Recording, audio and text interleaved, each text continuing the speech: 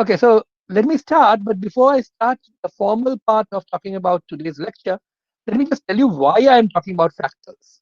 And there, of course, fractals, for those of you who know this, is a huge topic in itself, and it itself could have been, say, the topic of a full workshop. So what I'm going to do is give you a very brief introduction to what fractals are for those of you who do not know. I'm going to apologize for those of you all who already know this and will be bored with some details which you already have heard of many times. But the reason why I'm doing this is that I want to illustrate essentially the things that you have learned over the last 3 days, various applications of things like string manipulations, dictionaries, and of course the turtle module. All of these together to do something non-trivial. So the techniques that we are going to use are basically those that we have learned over the last 3 days. But before I even start talking about fractals, let me just share with you something which I've been talking about, which most of the participants have done. There was this problem sheet which Obhajitda sent to all of you. The problem sheet which had the Fibonacci spiral, and many of you have attempted that, and many of you have produced very nice looking graphs for this. What I'm going to do now is I'm going to just show you how you could, how I did this. That's not necessarily the best way, but it can sort of illustrate the advantage of using some of the more advanced things that we have learned over the last 3 days. So I've just turned the idle on. The font size I think should be good enough because it was already increased for the last lecture, and I'm going to just raise it a bit so that the bottom is visible. Okay, somebody else is logged in as PFC also, right? Kishore? Yes, If you are, then I you have. can always Yes. admit the people who are coming in. Okay. Mhm. Okay. Okay. So of course the standard mantra that we all have to use is from turtle import star. Well, as I have been saying, and the others have also said, using import star is really a bad idea usually, especially if you're writing a complicated uh, program which uses lots of modules. But since I'm going to only use the turtle module here, this is okay for me. So if I'm doing this, after that, what we did, remember, was draw a square. That was in the very first lecture. But now that we have learned how to write functions, what I will do is I will first write a function which draws a square for me. There actually is a function called circle in Turtle, which you can sort of coerce into drawing regular polygons. In particular, you can coerce it into drawing squares. But I'm not going to use that. I'm just using drawing square using the standard forward, right thing that we talked about. And I'm just going to do that because I want to show you how defining your own function may make life simpler. So I have defined a function whose name is square. Remember, you have to use the def keyword for that. Then you have to name the function. Because I'm using idle, which does color coding, the keywords are in a different color. The name of the function is in a different color, and the arguments that we have to give are in different color. So, okay, so the first day I used ABCD, but this is normally a more usual way. As Onaboda has stressed, and Obhijita too, range in Python 3 returns something called an iterator object. But the important thing is that it returns four values in this case: 0, 1, 2, and 3. So I takes values 0, 1, 2, and 3 in succession. For this particular task, I don't really need the values 0, 1, 2, and 3. But what I do need is that it takes 4 different values, so the range, so the loop runs 4 times. And for, I know I have used forward and right before. This might look more familiar to people who have used logo in their childhood. Logo used to have FD and RT, and they mean and turtle also has exactly the same names as well, and they mean exactly the same thing. Forward and right. And just for the heck of it, I'm just throwing in the additional piece.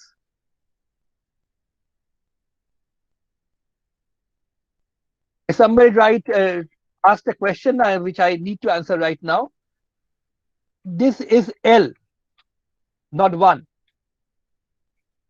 Okay, the 1 and the L on the keyboard look slightly different. 1 has an angled top. L has a flat top. Unfortunately, they look rather similar also. So what I'm doing is I'm defining a function which not only draws the square, also returns its area. Frankly, that's just to show that I can do several things. A function can do stuff, it can also return stuff. And this is a function which I've defined. So let's just put it in action.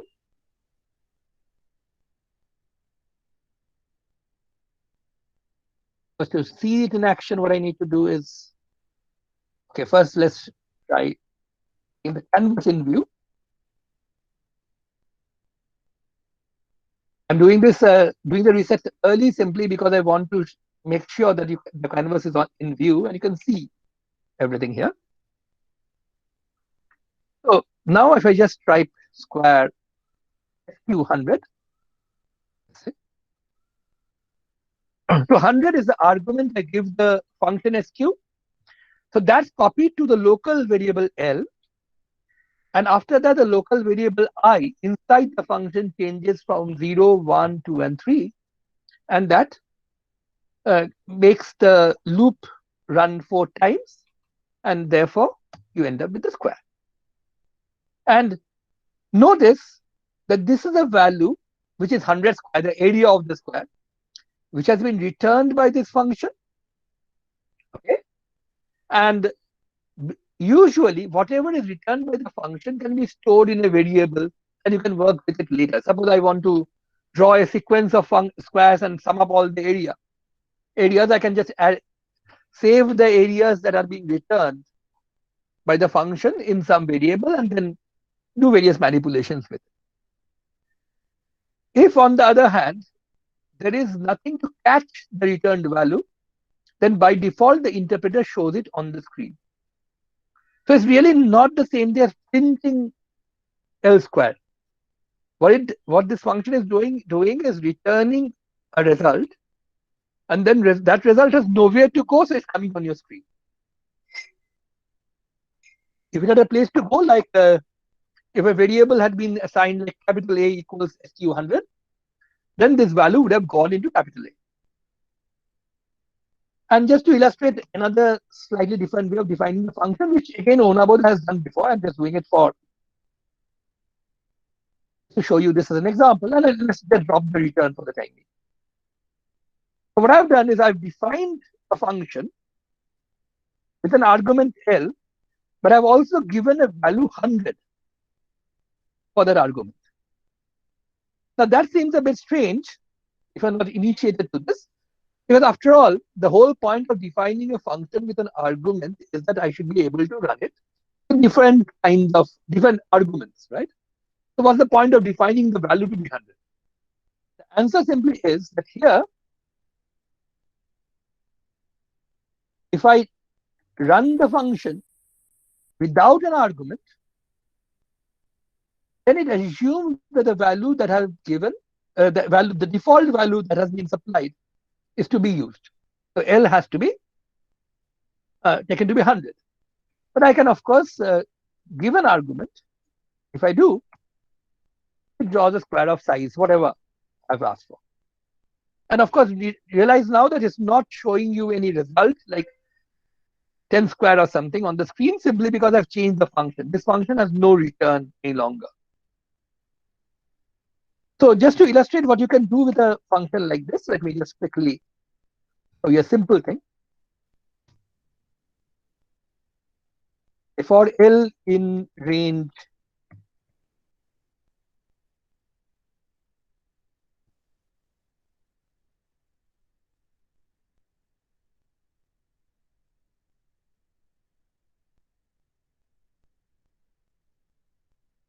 so what is this doing here? Range, of course, returns a bunch of values. Here it starts at 10, then goes up in steps of 20. So you get 10, 30, 50, 70, 90, 100, and so on. And that way you go up to 190. The next one, 210, is beyond the top value, so that will not come. So it will draw a sequence of squares. That's a 10, then 30, 50, and so on.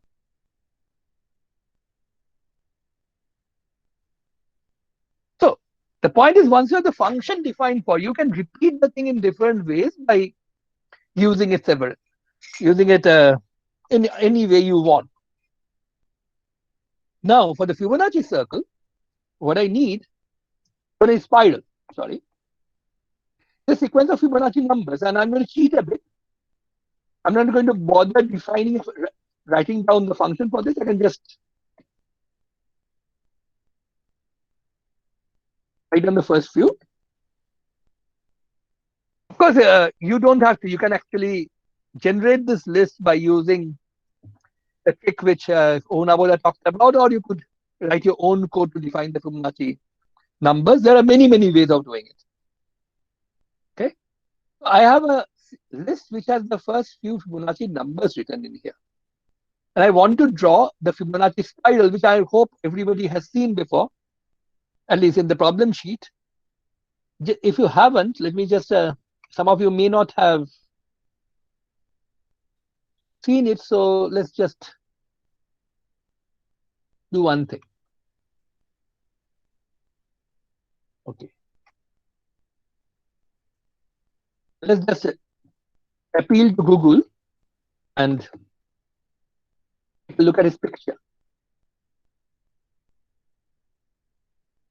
Okay, so this is the Fibonacci spiral, one of them at least.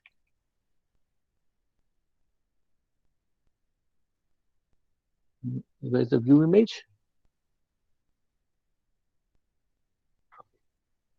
So this is what we are trying to draw: a small square of side 1, then a square of side 1, 1, 1, the first two numbers, then a square of side 2, then a square of side 3, then a square of side 5. Of course, each subsequent side is the sum of the last two sides, then a square of side 8, and so on in this fashion. But just to point out, what you have is a square, the standard square. If you look at the small thing here, a unit size square, but then you have an arc drawn in it. If you notice, all of these are actually the same kind. It's a square which you start drawing. Suppose I draw a square like this, going clockwise. Then you draw an arc like this, going counterclockwise. Then you draw a square and an arc. Then you draw a square and an arc, and so on. So what you really need to draw the spiral quickly, with less effort than otherwise, is what I need to do perhaps is raise this a bit. Yeah. So I need a way to draw a square and an arc repeatedly. So for that, what I will do,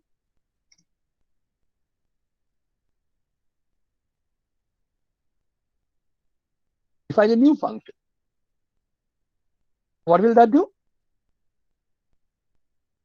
It will do first draw the square of length L. Okay. And then I'll have to draw this arc.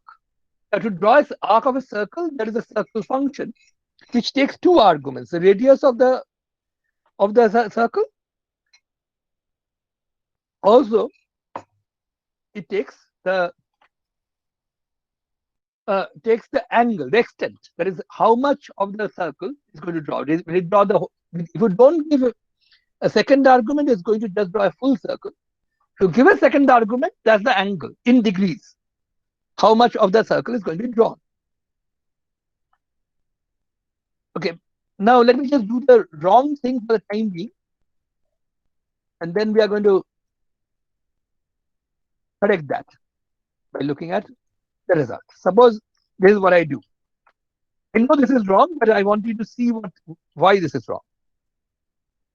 I've defined this thing, a new function called sq underscore arc, square arc, which takes an argument L, no default values right now, and then it takes square, draws a square with the length L, and then draws a circle with the radius L. Remember, when you draw the square with the length L, you are back at the original position. Then you draw a circle with length L, and only 90 degrees of the circle. That is 1/4 of the circle. So let's see what happens when I try this out. Ananda, the last number. Yeah, last number is 55. Last number? Oh, last number, you mean the last argument of the circle? No. In the list, in the Fibonacci list. Yeah, that's right. Perfect. I've changed that. Okay, I will come back to that. When I actually run it, I will change the list. Thanks. First, let's reset because there's a lot of clutter on the screen.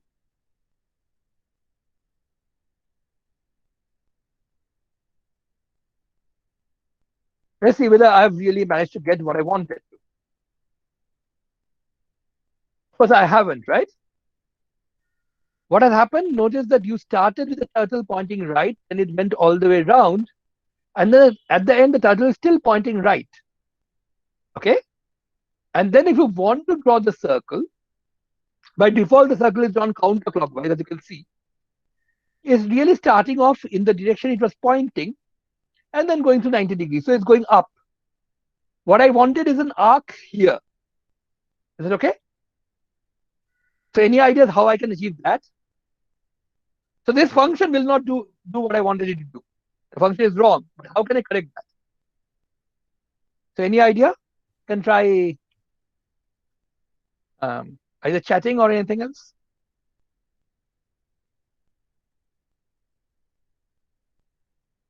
Notice that if I try out square 100,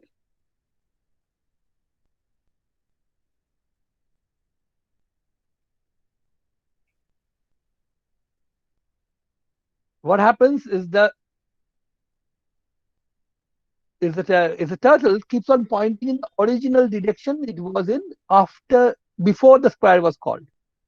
It may be easier to understand if I get rid of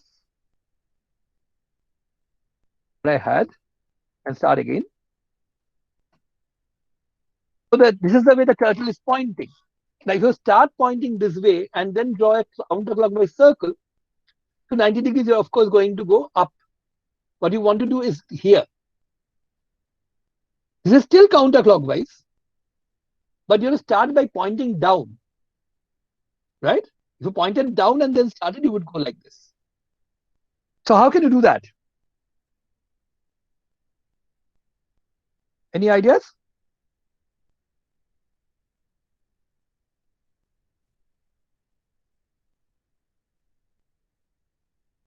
Circle L270. That's one option. Yeah, in fact, Ahmed has the right answer. That would be much easier to implement rather than play along with the angle. Yeah, there are several people have the right answer at this stage. What we really should do is make the pen point down first before drawing the arc. So my definition for the square arc would actually change to this. Instead of after drawing the square L, what I should do is I should turn right to 90 degrees so that it points down. But I will, after drawing the circle, I need to do something else, which I will leave you to worry about why I need to do this. Of course, you can play with this particular code. You can see exactly what goes wrong or what goes right if you omit various lines. But this is the defined function. Notice, of course, that when I define the function, that doesn't execute it. I have to call the function to execute it. And let's reset first and then call the function.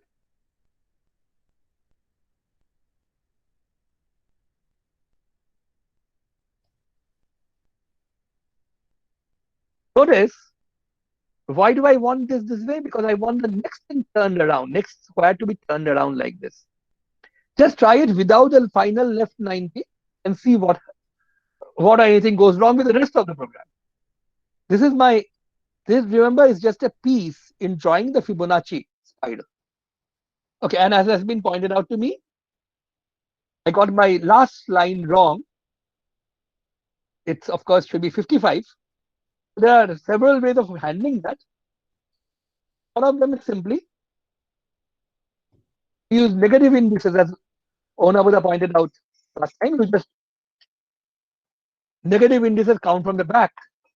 So if I want to change the last entry, this is what I want to do here.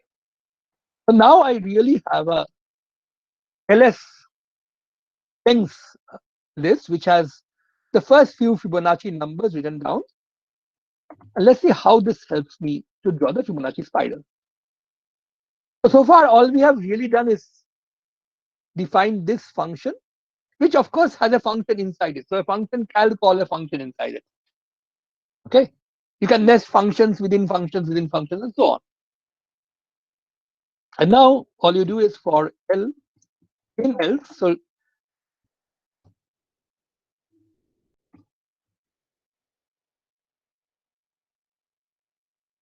L will be too small because then the square of size 1 can hardly be seen.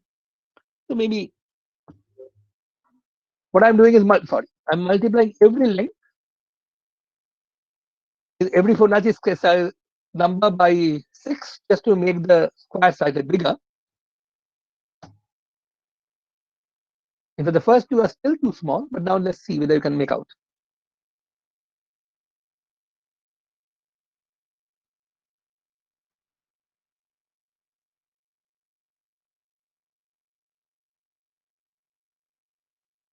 Okay, so this of course is purely black and white. You can make it colored, use the fill command and learn how to choose pen colors and fill colors and all that. But these are things you can play with. Once you have the interpreter ready, you can try out the help and play with various things to make it a nice, colorful picture. So this was just a warm up, okay, and also to ensure that people have sort of had time to come in, most of you at least. So today, what I wanted to do, now, one thing you have to make sure you should actually use pen and paper, follow these instructions as if you were a turtle, and draw the thing yourself to make sure why I had to use this LT90, especially why I needed the LT90 at the end. If you were drawing only one square, you may not be able to figure this out. You would need to draw square after square, maybe 2 or 3 squares, then you will be able to realize exactly what's going on. Remember, the square is drawn clockwise, the arc is drawn counterclockwise. That's the way we usually do this. Okay, this was just a toy example, just to show that you can use the various things that you have learned over the last 3 days in order to do certain tasks more simply. Many of you have actually drawn the Fibonacci spiral, and I've seen some of the codes. The codes are nice, but if you use define functions properly before that, etc., the codes can be made much more efficient to write, at least. Okay. So now I will come to the actual topic of today's lecture, which again, although it says Ananda, color them also, please, and make it bigger so that it looks good actually on screen. I will, but if you can, that just like for fun. I'm going to leave that as an exercise. Okay. You have all seen the movie. You can see the movie. I uploaded the colored movie on the screen that day. how to change, how to put in random colors, etc. You can just read up the help, straightforward. Okay? The help will tell you exactly what you have to do. I don't want to do everything here because then people will have nothing to play with. And okay, we will see nice enough pictures soon. In fact, the first thing I'm going to show you right now in the sequence of this, what is fractals, or on this lecture on fractals, you'll see a lot of pictures, and they look rather nice. We will try to reproduce a few of the simpler ones. We can actually reproduce the more complicated ones as well, but that, of course, will be an entire course in itself, perhaps. So I will try to talk about that now. But let me clarify one thing. There will be some things that you may find difficult to, well, believe. Let's say if you have not met fractals before, there may be a lot of questions on what fractals are and how great they are, or whether they are at all useful or not. But frankly, that's not why I'm talking about them. I'm talking about them primarily because I want to illustrate the programming techniques we have learned. Okay, so frankly, at the end of the talk, you may have many more questions about fractals if you don't know them already. And there are wonderful resources on the net. You can just definitely look them up, and we can also discuss them later if you want. But well, that's not really my aim. But still, I want to tell you a bit about what fractals are, because otherwise, most of you may, or at least some of you may not be able to appreciate what we are doing here. So before talking about what fractals are, let me just talk about where do you find them. Well, this is an example of a fractal, which is basically a highly enlarged, under a microscope, picture of a broccoli or a cauliflower, you will see a structure like this. These are aerial views of the salt flats of Utah. So they are basically deposits of salt or salts of various colors which have created a view like this. This, on the other hand, is in a natural shell. These are aerial views of the Himalayas. Well, ferns, clouds, leaf, and there's a view of the Amazon from above. And this is the Grand Canyon from a long way above. Lightning strikes, peacock, ice crystals, waterfalls. Well, not only in the natural world, the fractals even inside us. Our lung, for example, is made up of alveoli, have these small structures called alveoli. And let me just put it this way. If your lungs were made of regular geometrical shapes, well, we wouldn't have been able to survive. The amount of oxygen we need to live and breathe and walk around is way too much. A regular size surface simply cannot absorb that much oxygen. The very fact that we are alive and we're active depends on the fact that we have a lot of fractal structures inside us, in the lungs, in the intestines, in the eye. This is the eye, of course, in our neurons. Okay, this was basically a slideshow just to sort of show pictures, but this one is a bit more technical. Okay, sorry, this is not the right slide. This one is. Now let me a bit more technical, and let's talk about what fractals really are. The term fractals were coined in around 1975 by somebody called Benoit Mandelbrot. Many of you may have heard of the Mandelbrot set. Many of you have definitely seen pictures of the Mandelbrot set. The beautiful pictures that you find in many, many places. And since the term was defined by Benoit Mandelbrot, there have been several attempts to define them. What exactly are fractals? You, of course, need a technical definition in order to say something scientific about things. And there are many definitions. One could be a rough or fragmented geometric shape that can be split into parts each of which is a reduced size copy of itself, at least approximately.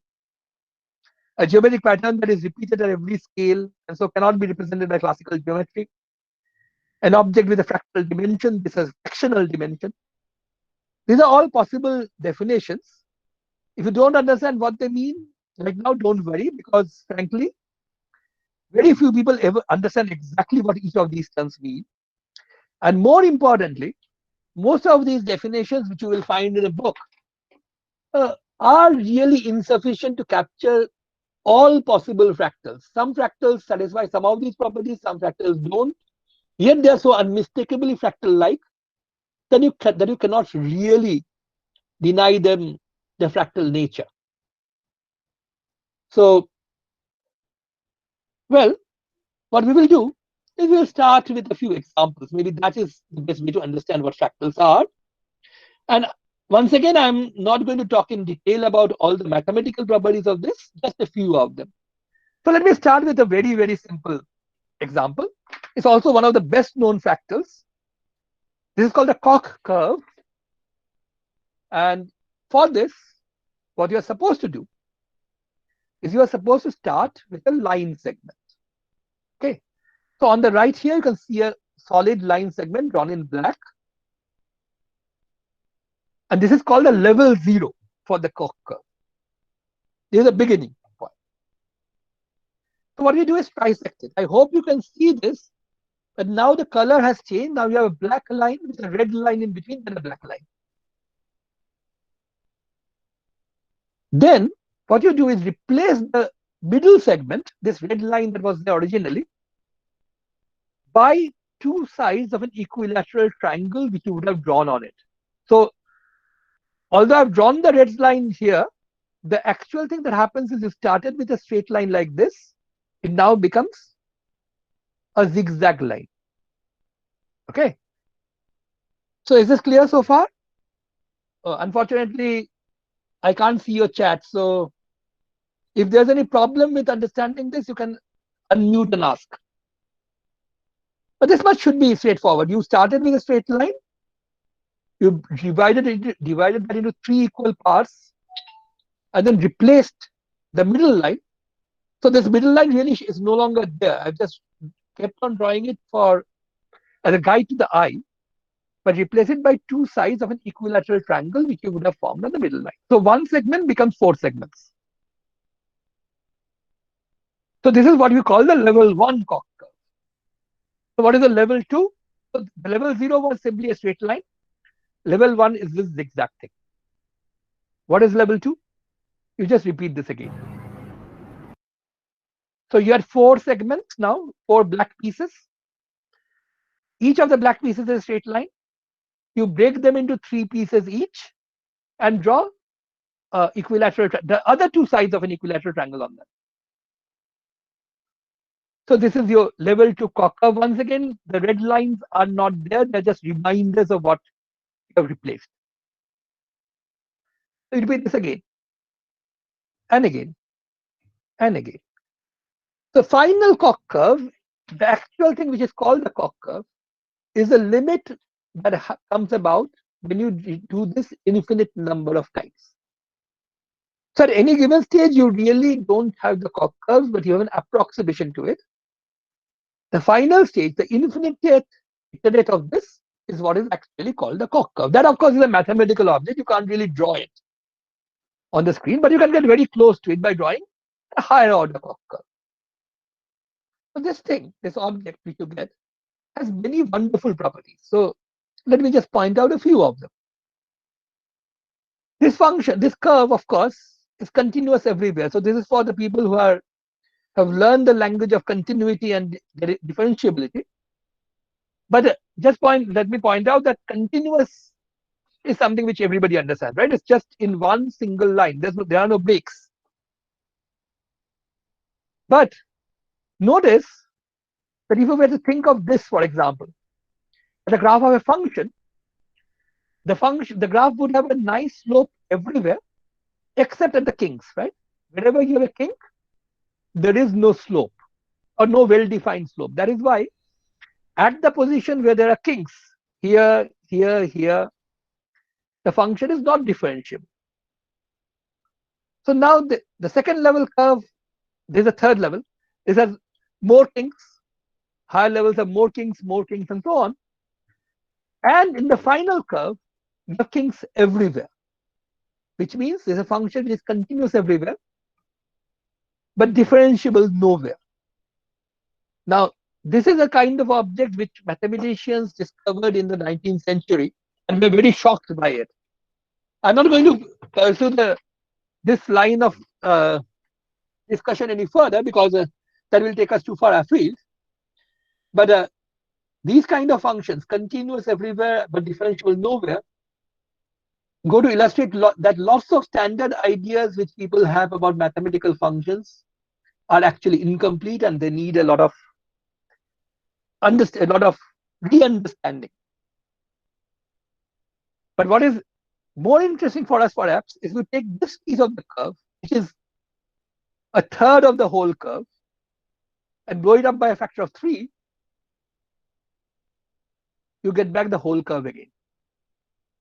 So this is called exact self-similarity. The pattern repeats at all scales. And now what about the length? How long is the Koch curve? The original Koch curve was 1 unit long. Let's say this was a level 0 curve. This has length 1. What is the length of the level 1 curve? Well, yet this level length 1 curve, which you broke into 3 pieces and replace it by 4 pieces, the length, of course, is 4/3. What about the level 2? It's 4/3 square, 4/3 cube, 4/3 to the 4, and so on. So the length of the final curve is infinite. Okay, because you are repeating this infinitely many times, so the length is growing by a factor of 4/3 every time. So this is an example of a curve which is infinitely long, yet fits into a very small compact region. So you will agree with me that there are certain very unusual properties of this. There are many other unusual properties which I'm simply going to ignore right now. So I'm going to jump over these next few slides which talk about other kinds of fractals and so on, simply because we don't have enough time. Let me just illustrate one more fractal and I'll be done with the examples. The Sierpinski triangle is also very nice. You start with an equilateral triangle, drop the middle part. So you bisect each side, you get a smaller triangle, just drop it. And keep on dropping it. And after infinite iterations, you get what is called a Sierpinski triangle. Now notice that the area of the triangle is of course finite, but it's much less than the area that you started out with. In fact, the area gets cut down by 3/4 every time, right? You started with a one big triangle, dropped the middle triangle, which was 1/4 of the whole size. So the area becomes 3/4 of its original value every time, which means in the end, this Sierpinski triangle in the infinitieth limit actually has 0 area. But if you think about it a bit, you will be able to figure out what its perimeter is. Like if you count every side, what is the length of the sides? And the length of the sides actually is infinite. So this is a thing which has no area but infinite perimeter, which by the way is essentially the principle in which our lungs also work. The alveoli end up having very large area but no volume. That's a 3-dimensional version of this. Not the Sierpinski triangle, but the basically the same geometrical idea. And now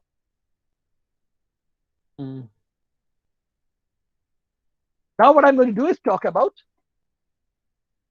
how we would draw the Koch triangle using the things we already know. For the Koch triangle, what we do is we first imagine that we have a language which has an alphabet with just 3 letters. So F, which says go forward, L, which says turn left through 60 degrees, R, which says turn right. That's it. So what do we do when the basic idea for the cock triangle? Remember, this was the 0 step. Start with F, go forward. Imagine you are a turtle. If you went forward all this length, of course, you are going to just draw the straight line. But then you change it to FLF, RR, FLF. What does it mean? Just go forward. So the turtle goes from here to here. Then turn left to 60 degrees. That's the L. Then go forward, you end up here. Now remember, you're pointing this way. So if you want to point down, you have to turn right to 120 degrees. That is, if you are pointing this way, you're going to point all the way down this way.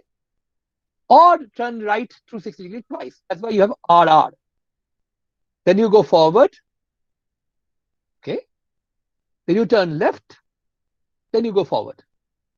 So that's basically every time you change, you have an F, you change it to FLF, RR, FLF. And what do you do in the next step? Exactly the same thing. You have an F, change it to FL, RR, FLF. This is an F, change it to FL, RR, FLF. The R's and the L's don't change. The turns stay turns. The length segments, they get every one of the straight line segments changed by this. So let me go back and start by interpreter. But before I do that, are there any questions about this? Because we are going to use this F going over to FL, FRR, FLF. Is everybody clear about what that means? If there are no questions, then I'm going to go on to see how you can use Python and the turtle module to. Sir, I have a question. Go ahead. Sir, how long are we going to continue this FL series? Like, is there any limit, or we are going to continue this over and over and over again? In principle, infinitely many times. In practice, of course, only a finite number of times. And as you will soon see, only 5 or 6 times. Because thank you. If you wanted the exact cock curve, you would have to repeat this infinitely many times. But you would realize that the thing keeps on growing rapidly. Right? So, because you want a reasonable thing, you will just stop for a finite number of pieces. So, anybody, I can't really see your chats right now. So, if you have a question, you better unmute and ask.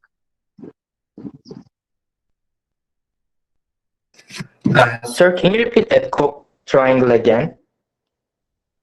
What do you want? The entire cock triangle thing, or do you want to? No, only this FLF part. Okay, then I think part. it's better that I show you this in the interpreter itself. Okay. Okay. If that doesn't make sense, we can come back. Okay. Okay, let's see. So what we do So here could you is please first, repeat the series once again? Yeah, I'm going to talk about that.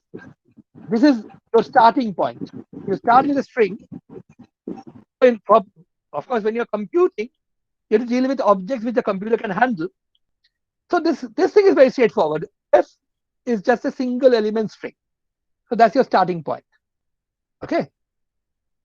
And let me just clarify what this FLF, RR, FLF thing is.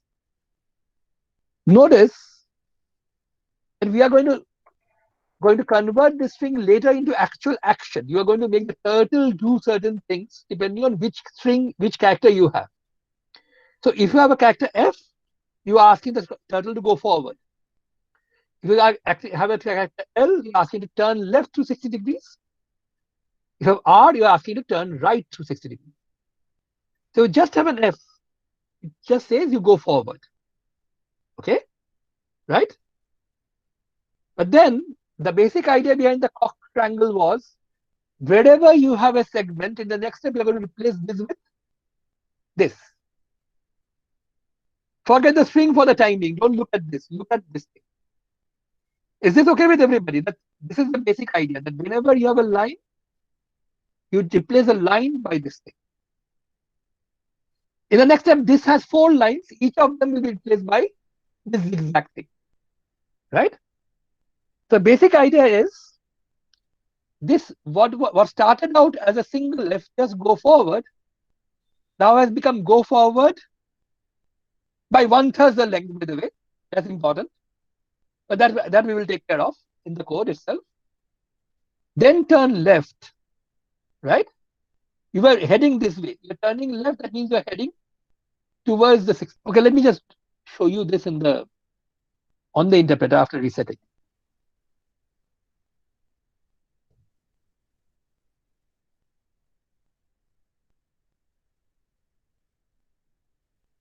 See, if I just start by saying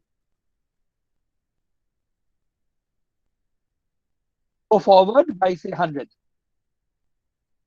as a F, then I get an L, which means turn left, sorry, to 60 degrees.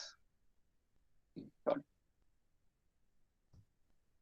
Notice that the cursor hasn't moved, it is just turned around. But now if I do a forward, as drawing the second side of the cursor of this level 1 cock curve. But now I want the cursor to point this way, right, so that it can come down. So what I need to do is I need to turn right. If I turn right to 60 degrees, it's just going to become horizontal again. I want to do it twice. But now it's pointing downwards. If I go forward, I'm pointing this way. And then I want to turn so that the cursor now points in the horizontal direction, which means I turn left 60 degrees. And then go forward. This is the level 1 cock curve, right? So what I need to do is start with an F, which must go all the way from here to here, but replace it by this. Then replace every one of these straight line segments by the same exact thing. So notice this is what we did. F, forward, L, turn left, F, R, F, L, F. It's just how you go, you make the cursor go like this. That's it. Of course, you might say, why did I use 60 degrees? I could have used 120 degrees right and replace it by a single R. I could have done that. I just wanted to keep all angles 60 degrees. That's why I have FLF, RR, FLF. Is this clear to everybody? This is the tricky and critical part. Everything else will be straightforward after this. Is it okay? Since I'm not getting a response, I'm assuming it's okay. Okay, so this, of course, is what the cursor is supposed to do. The code for that is F has to change to FLF, RR, FLF. So how do we do that? For that, just to remind you, this is what S is. And Ona Buddha taught you yesterday, or the day before actually, about the replace function the string has. It says, notice that because I'm using idle, it's actually giving me online help immediately. In yellow, I can see the help which I could have got by typing out help s.replace. It says old to new. So if I given it changes, replaces in the string all occurrences of the old with new. So what I need to do here is this.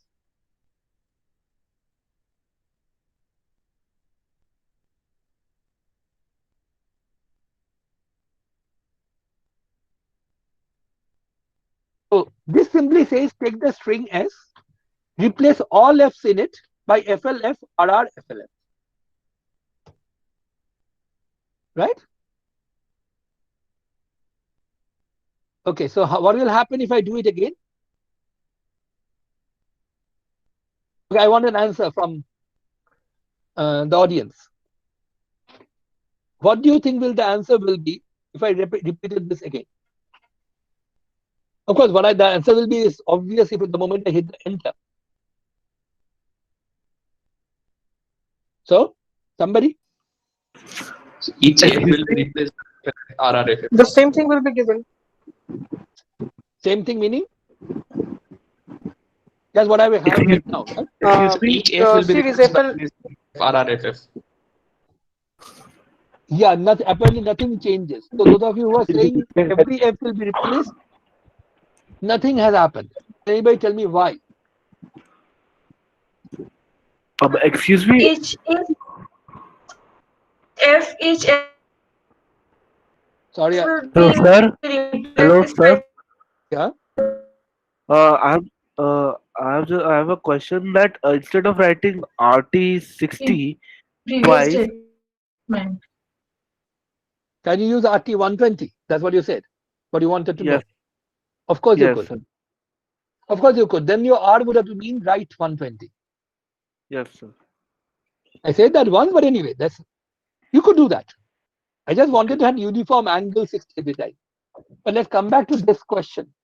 Why The is string it? S has not been changed. It is just returning this. Okay, exactly. The point which Onabuda stressed quite a lot last time is that strings are immutable. You cannot, none of the string methods change the string. When I say s dot replace, it looks like I'm changing the string, but I'm not. What it is doing is giving me back the result of what would happen if we were to replace every f in the string by this FLF, RR, FLF thing, but it's returning a new object to me, new string to me. The original s has not changed. Of course, you could easily handle that. What you could have to do, something like this. Now the s, of course, has changed because not because the string has changed, but because this has returned FLF, RR, FLF, which I pushed into S. And if I now repeat that once again, now S, of course, is going to be a much bigger string, which you get by replacing every F here by this string here. Of course, in answer to the original question, how many times am I going to do it? Not really many times, because the string gets pretty big very soon. Okay, that's one thing. And it's a very nice mathematical problem to figure out the length of the string after n steps. So that's a challenge. Those of you who are mathematically minded should be able to find out exactly how long the string will be after n steps. But you should realize that since every one of the f's here are getting replaced by something much longer, this is going to become pretty long after a few steps. Okay? Is that clear? So now that we have learned how to use the replace and change the string s, we are not really changing the string s, we are changing the variable s. The s now stores a new string, whatever this s had, this s dot replace had returned. So let's go back and start afresh. Let's start with a reasonable value of the length.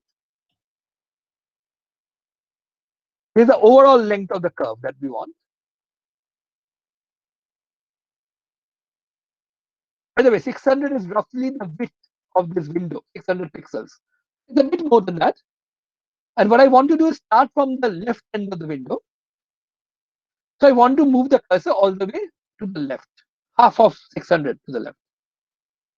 The only problem with that is that the moment the turtle moves, it leaves a mark, and I don't want to leave a mark. So what I do is use something called up. Well, just imagine that you have a pen in your hand which you are moving on a piece of paper. Your pen is up, that is, it's lifted up from the paper, and move the pen and there will be no mark. That's all there is to it. That's what up means. Up, of course, is a turtle command. I can use this simply because I've actually imported everything from turtle. And then I can do go to.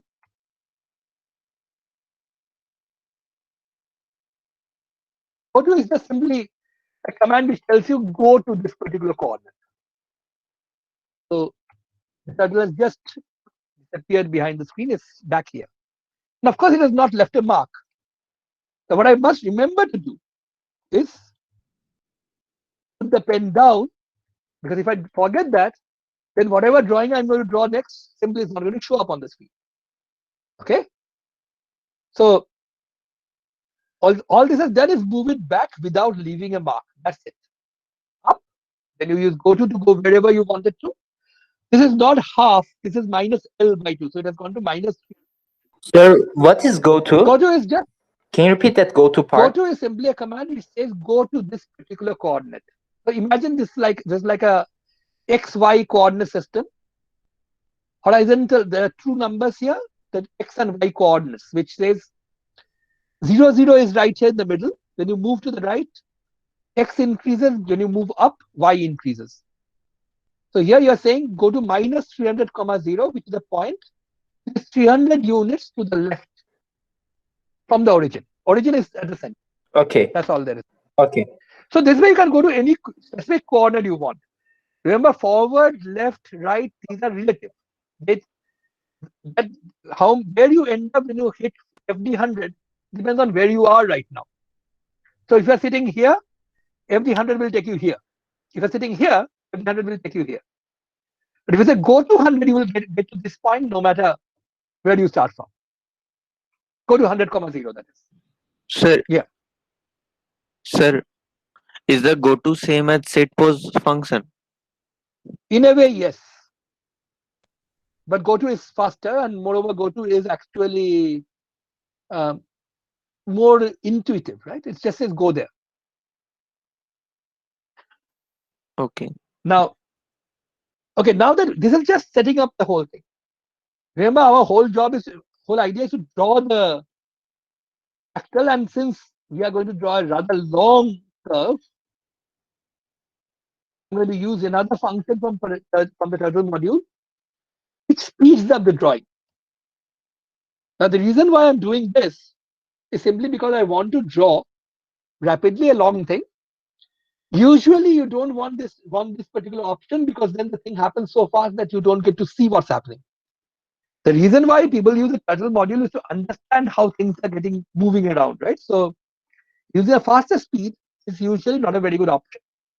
Here we have such a huge thing to draw. We will have such a huge thing to draw. Then I've set the speed fastest, and you will see even that is pretty slow. So let's do this. Let's first build up this language for us. Remember, our languages, we have an alphabet with 3 letters, F, L, R. And we have a rule for creating words, which is at every level. Just find the F in the word, change it to FLF, RR, FLF. That's it. So what I will do is I will do it, say, 5 times.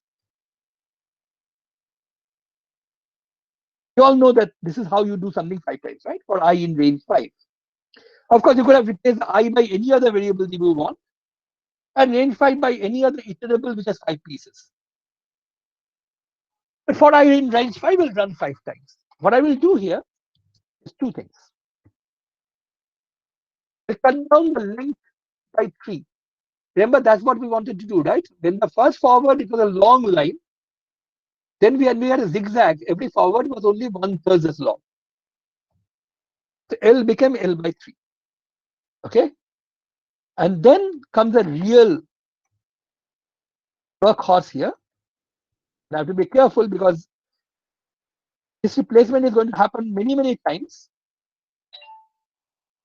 If I mess this up, it's going to change FLF, RR, FLF. The exact replacement we want. Okay? So this is what I want to do. And well, let's just see how long a string we have. Well, it's not even showing me the string now. It says 911 lines. I can double click on this and open. And you realize the string has become 911 lines long. Not 911 characters, by the way. 911 lines on the screen. And that's what exponential growth does for you. But once again, the mathematically minded find out the exact formula for how long the string is going to be after n steps. But now that we have the string, how do I use it? Well, a string, remember, is an iterable, right? I can take in pieces, take its pieces, right? What I do is I'd say for x in S. Okay, so that's, I take a X variable, which is the loop variable for the time being. It runs over the entire string S, so it takes every character one at a time. And if this is the direct and not so elegant way of doing it, but it will work. So you have seen the use of if, elif, else. So if X is F, if the character that I get from the string at this stage is F, I go forward. Okay. Else if is elif. Remember, equal to is double equals. Is R, I turn right to 60 degrees.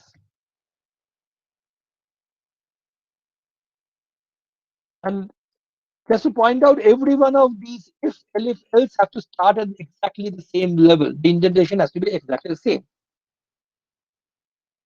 So if X is F, it does this. Else if X is R, of course, that means that if I already know X is not F. So if it's R, then it's right 60. Otherwise, I know what it has to be, right? Otherwise, it has to be left 60. Why? Because we have only 3 characters in the string. So if it's not F, in which case this would have worked anyway. Neither is it R, so this has not worked. It has to be this. Is that okay? Is okay with everybody? Now let's see what happens when I run this.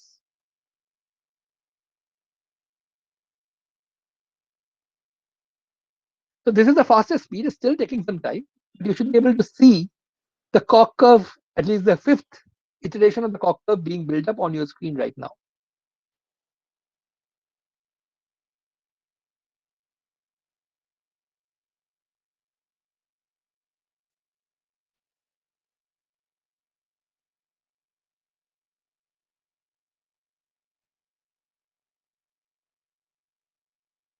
Actually,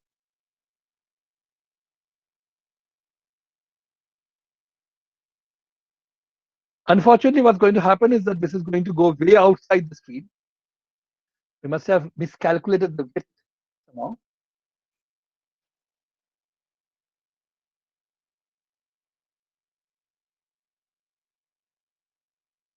But anyway, you can't see the rest of the curve, but you can see 1/3 of the cock curve here, which if you magnify by a factor of power of 3 or by a factor of 3, would have given you the whole cock curve. The rest of the cock curve is too big, it's going outside the screen.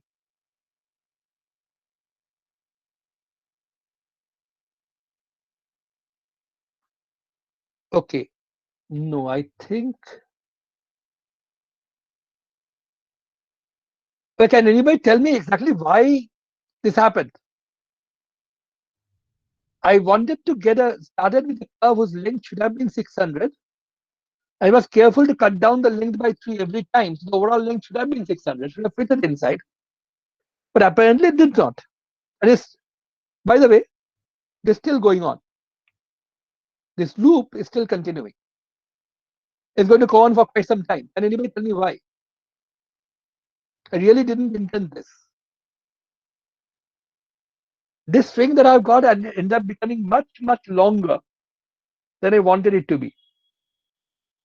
Can anybody see? In fact, we should be able to see why from the screen itself right now. I forgot to do one thing, that's why this has happened.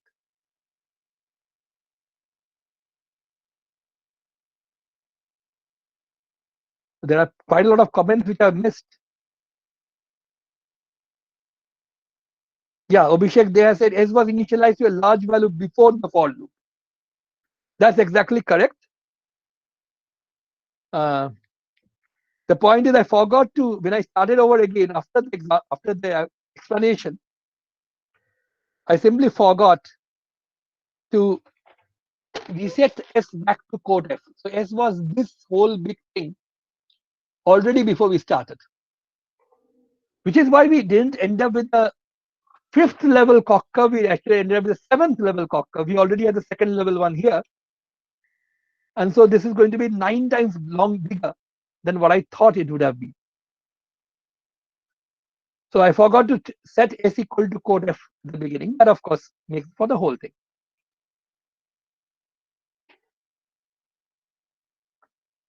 Okay, so now I'm just going to stop this because it's going to take a long time to really draw the whole thing to the 7th level. So so if I did it right, you would have been able to see a curve in that you did see almost the entire at least what would have been the 5th order Koch curve on the screen, and then you should have got 4 times more later on. Now, what I wanted to emphasize is that if you use the S dot replace and use these things properly, you should be able to do something pretty drastic on the screen. Now, let me come back to drawing the Koch curve again. Let's do it with something a bit more stuff which Python has taught us, and let's do it with some more, well, sophistication, let's say. So what I did here was do 2 things. I carried out a change. Okay, let me just pick one more thing before I go there. Okay, if people are getting bored with this, I can of course stop and go on to NumPy. So please let me know. If it's pretty boring, this might be to people, then we can switch over to the actual technical stuff.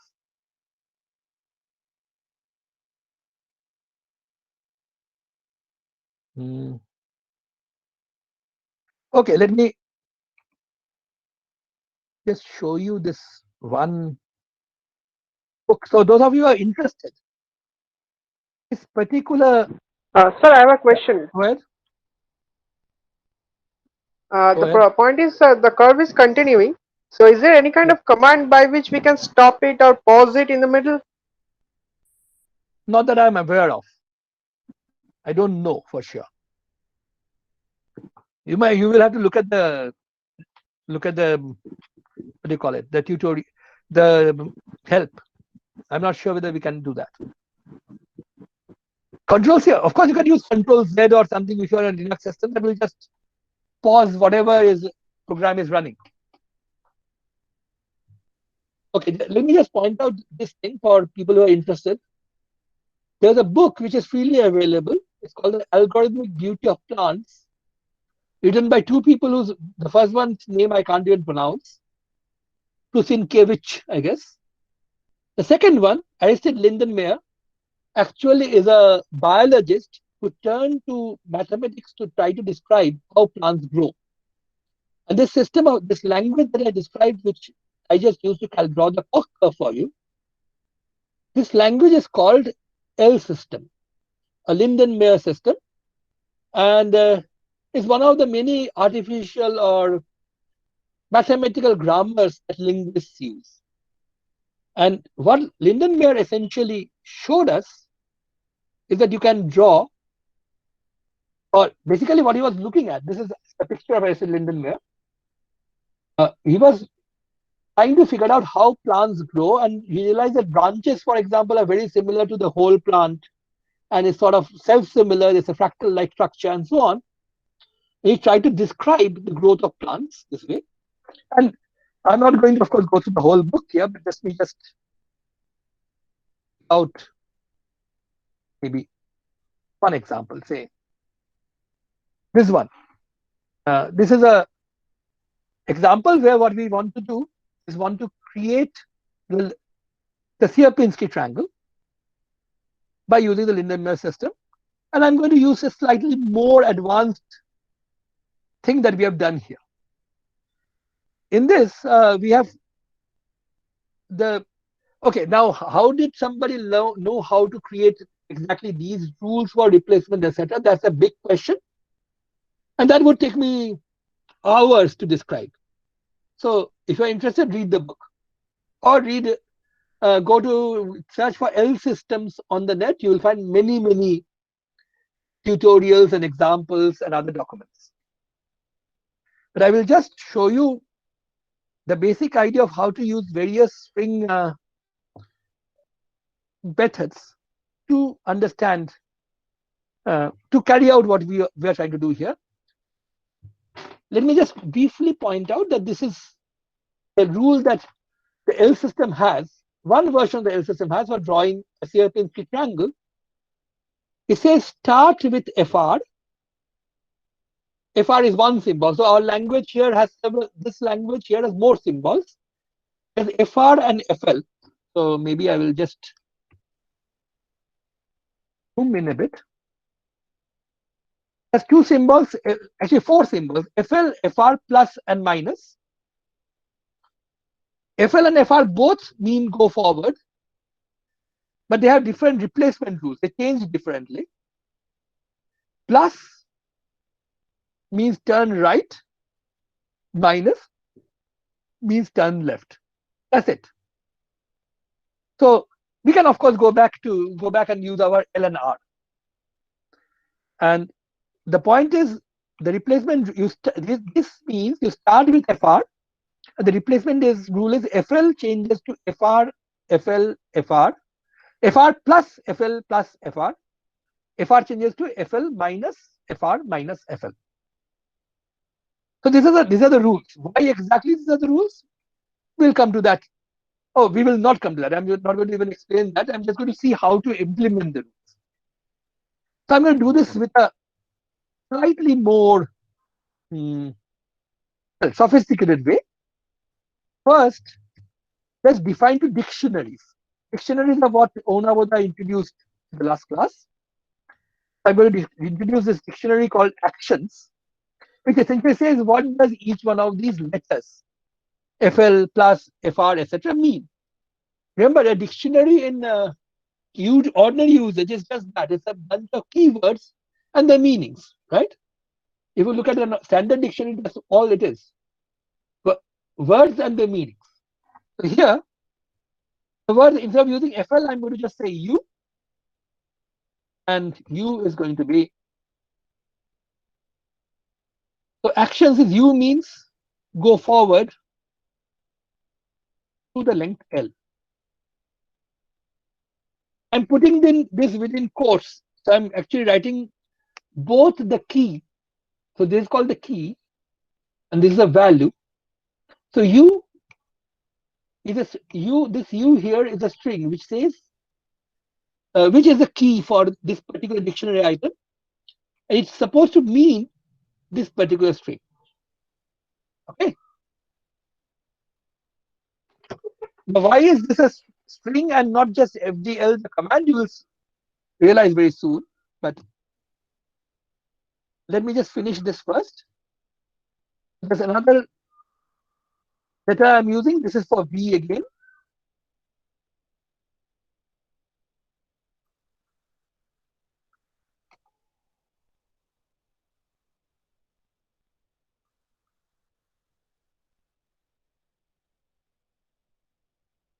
Both U and V mean just the same thing. And I'm going to use L and R instead of plus and minus because we have just seen that. I don't want to change the meaning again.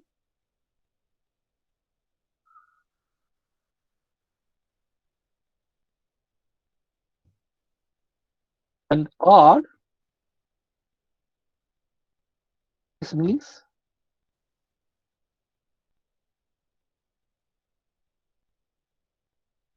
sorry.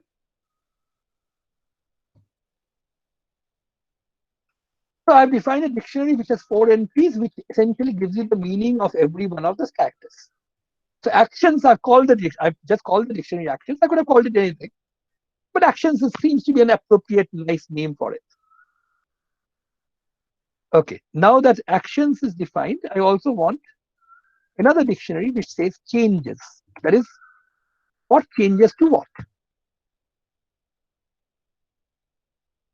Rule is, okay, let me just take a look at the book again.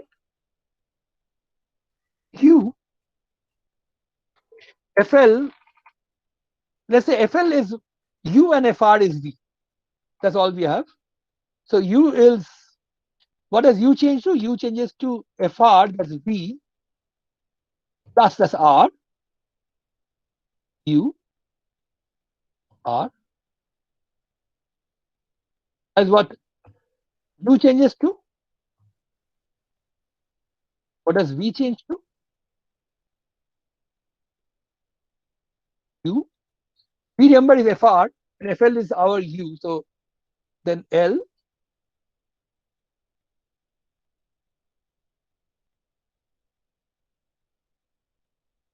But there are two more rules which which hasn't been listed here, which simply is what happens to R. I need to know that as well. What happens to R? It simply doesn't change. So R stays R. What happens to L? This to L. Doesn't change at all. So I have created two dictionaries for us, which essentially summarize all that this particular L system is. It tells me that if you have a string, whatever you started with, wherever you see U, you should change it to VR, URV. Wherever you see V, you should change it to this. Wherever you see R, you should not change. Wherever you see L, you should not change. And the active directive simply tells you when you're actually ready to draw, this is what you should really be doing. So this is my two directories, but how do we use them? The rule, remember, said the starting value is a V. You start with FR, which I've written as V. Okay, and then we want to change it. Now notice that saying S dot replace this followed by S dot replace this may not really work very well, because our idea here is that every one of the changes should take place at the same time. I will let you worry about why doing them one after the other could actually give you different results. What we really want is we want to keep on doing this one after the other. Sorry, not one after the other, but at the same time. All the U's that are there in the current thing should change into this. All the V's should change into this. So one way to do this, and this is where all these tricks which Onabod has taught us becomes very important. First of all, okay, let's just do the first step anyway by hand, and then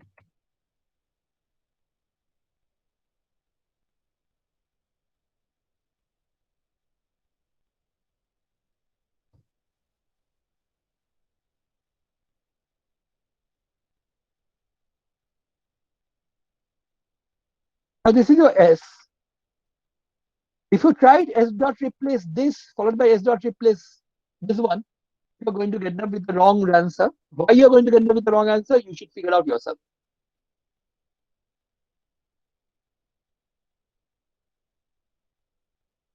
But what I want to do is change all the U's to this, all the V's to this, leave the L's unchanged, and so on.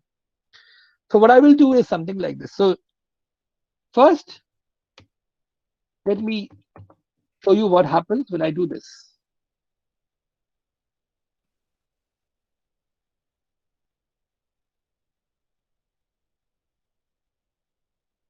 So this is an example of list comprehension.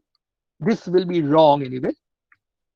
Remember, this is a directory, and directories have to be indexed.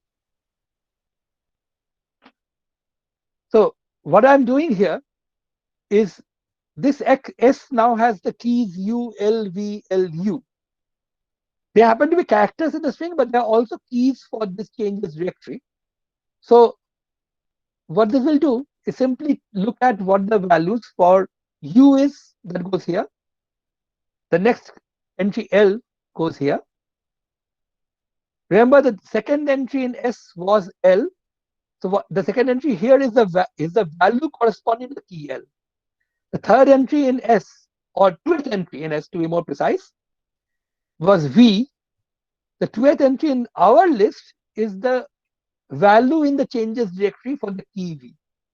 Right? So all we have done is replaced all the characters by the corresponding values. However, the question I have for you is this. Can you figure out now what to do? We want to join them all together into a single string, and that will give me the replacement. So how do we do that? Any idea? Notice we had a string like UL, VLU. But what I really want now is a string which goes VR, URV, L, UL, VL, U, L, VR, URV.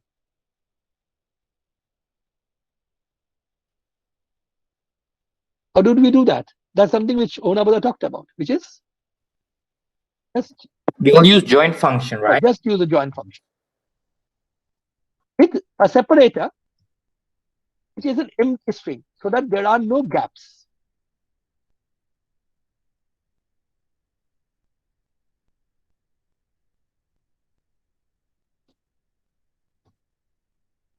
I replace the original string as, or the string that was in the variable s by this new string, and now s has become this. If I do it again,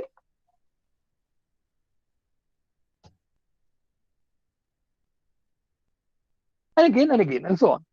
So this basically helps you to use the changes directory and all that properly. That you're just using the dictionaries to replace the keywords with their values. And finally, now that we have this, okay, let me just go back to the beginning again and draw a reasonably sized. So I start with the list L, and L, let's put it at 400 or so.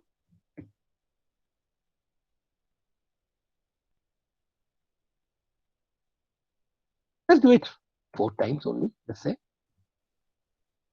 So I'm just trying to draw the fourth order version of whatever this is going to give me. So I'm going to repeat this 4 times, cut down L by 3 every time. Now, this big string. So how do I then implement, then draw the thing? The answer is in the actions dictionary. So start with the reset, and I'm not going to bother to move this thing around because you may not see the whole thing, but you should be able to see enough to understand what's going on.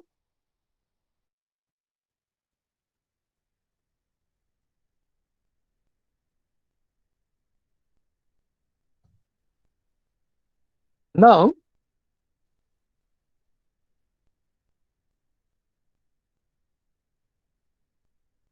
what we do is this string, each element of the string, each character is an action, right? It is supposed to do something.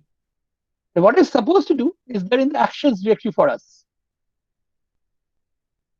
So now comes the important question. Can I just do this and expect the turtle to work? Any answer? If I just did this, that is, all the actions are listed. U means this, V means this, and so on. All the actions are listed, right? So can I just do this? Let's see what can. Well, if I do this, all that happens is all these strings just return to me, right? You realize that that is not what we wanted. We wanted to carry out these actions, right? So any idea how to do that? You have already learned how to do that. Onabada talked about that quite extensively, and everybody did. Any idea how to change these strings into actual things which Python will do?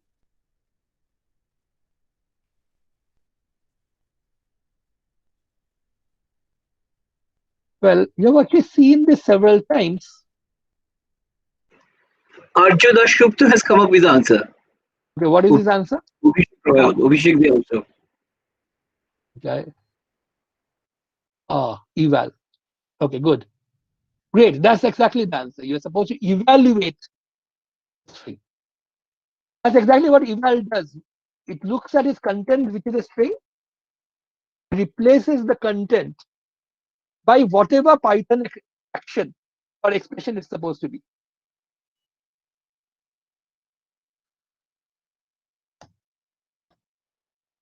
And so this is okay. The fourth order is rather unimpressive. It's just this much. If you drew a few more, you would have seen something much closer to the CRPNC triangle. Okay, now that we thing is really rather small, but let's do it again anyway.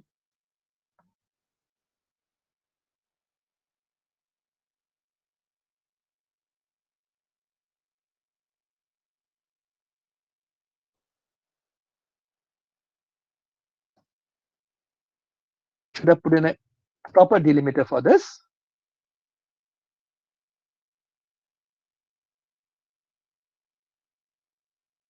The thing about idle is that if I can find out where I was,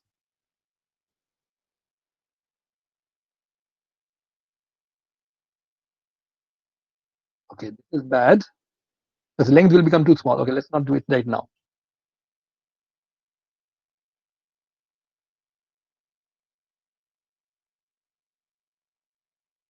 Let's do it to a sixth order.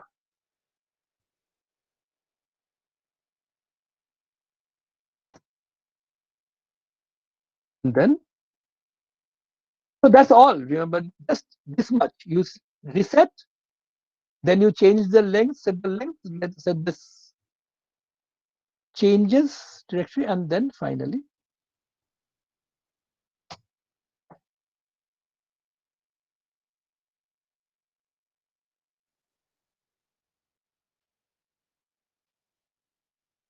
so it's going upside down because maybe I switched the left and the right. But you should realize that what's being drawn on the screen is very small piece. Okay, I should have made the length a lot bigger, I guess. So if you have very good eyesight, you should be able to make out. Or maybe let's just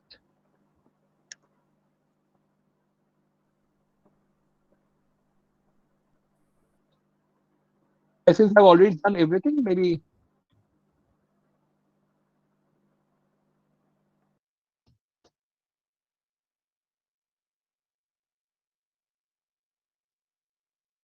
oops. Oh, I didn't do it again. Let me just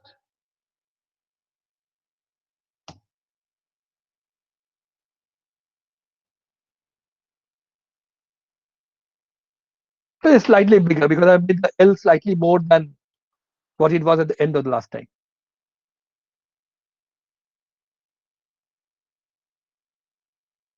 So you should be able to see that what we have drawn is an approximation, at least to the CRPNC triangle, upside down, but still a decent approximation.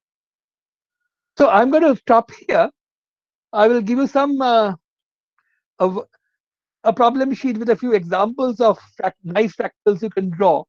But more importantly than drawing the fractal, it's more important to understand that this is how you could use a join, list comprehension. You have seen lots of different things in action here. That was the point. And also, I just have one thing to ask you before we drop this particular topic. Is when we define the action, we put all of these in strings. And that is why we had to use eval, right? Because these were really strings. To actually make the Python do this, we had to use eval to change the strings into actions. But you might think that why don't we do this? Why don't we start? Why don't we start with defining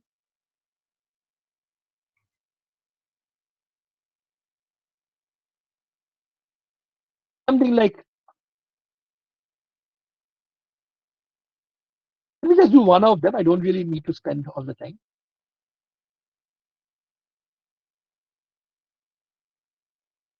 So why not do this? Well, the answer will be here.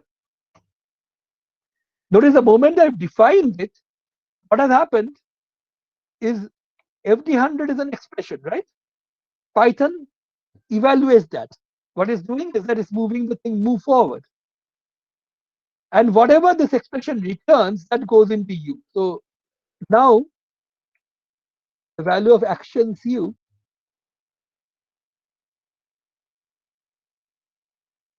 is none. There is no value because FD100 did not return anything. This is why you could not define the actions dictionary with the actual functions themselves, because then the functions would have been evaluated the moment you defined it. The moment you define it, you are ending up with just these values will be evaluated, and whatever values they evaluate to, they will be stored in the dictionary, which is definitely not what you want. This is one of the reasons why eval is so important. You may want to put in strings and evaluate it later when you need them. Okay, Orni Rai asks, why did we need two different characters U and V? Could we not have performed the design only with one character and proper substitution? The answer is no. You can't. The Sierpinski asked that there are various ways of going around this, and there are mathematical ways of saying this. The Sierpinski triangle cannot be implemented with only one character going forward. Even though U and V do the same thing in actions, they are different in replacement, and that's important. U and V get replaced differently, and so the final string ends up differently. Notice that I'm not talking about how you would learn to write down these particular substitution rules. For that, you can read the book. The book is very nice and it's freely available. Just search for algorithmic beauty of plants. You will find quite a lot of details there. Okay, can you repeat why actions U does nothing? Well, actions U was not supposed to do anything anyway. It did nothing even in the original version. Actions U just returned this. Originally, the actions U just returned the string. Important thing to realize is this: there is square function, right?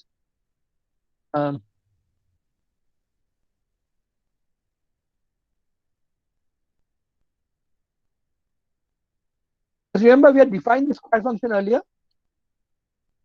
A default argument of 100. So if I use a square function, it's doing something, it's drawing a circle. But is it showing you something on the screen? No. Why not? Because the square function, when it was defined without a return statement. It's possible to have a function without a return statement. It's just what we call a doing function, something which does something, in this case draws a square, but does not give anything back. So it returns, by default, Python actually has this convention that every function has to return something or the other. So if you don't return anything, it returns something called none, which is why if you said function will be drawn, but A will have nothing in it, if you try to find out the type of A, you say class none type. It's not a number, it's not a floating point, it's actually nothing. It's a special type which indicates that it's holding nothing.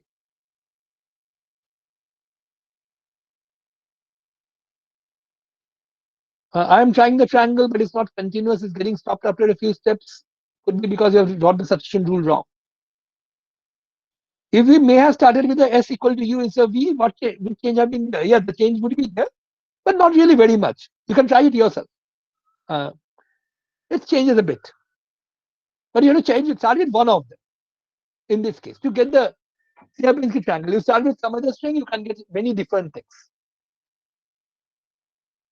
By the way, let me just try to impress you a bit with.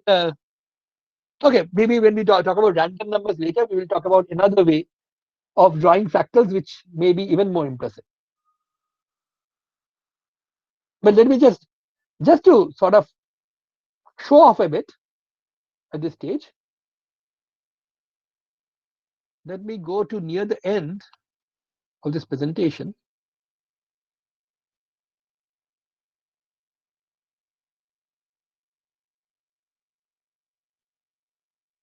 Okay, this is, I don't expect you to understand what this is or how anybody came up with this. In fact, how anybody came up with this is lots of trial and error. But basically, what you are doing here is taking a point xy, which is a coordinate in a coordinate system, and applying one of these four functions to it, f1, f2, f3, or f4. This is a typo, this should be f4. One of these four functions which changes to the coordinates of the point to two new coordinates. And you are applying them with odds of 60:1, 20:90. Exactly how you come up with these numbers, again, a lot of trial and error, to be more precise. But this is just pure mathematics. You start with a coordinate, two numbers, and you change them either to this or to this or to this or to this. Again, two numbers. Remember, there's a comma in between, so these are just two numbers you calculate and change. And these are your odds. And I wrote a program which will do this, and I'm just going to show you the output.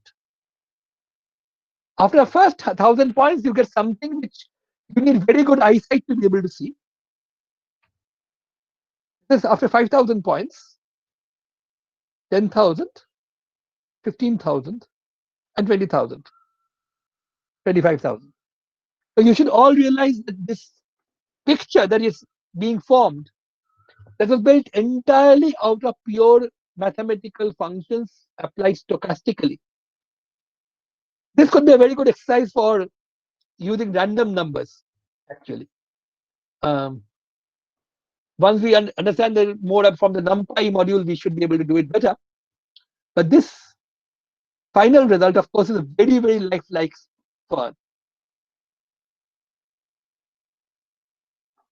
But it was just to impress that you can actually get something very lifelike, very natural out of pure maths. And just a simple computer program can handle things which are so unusual. And by the way, most of the computer graphics in sci-fi films are essentially done this way. Of course, they don't use the turtle module. They use more sophisticated mathematical or GPU programming to do it fast. But this is what is really done. The basic idea is this. Okay, now I'm going to take a break for a few minutes to answer some questions before we go on to the more technical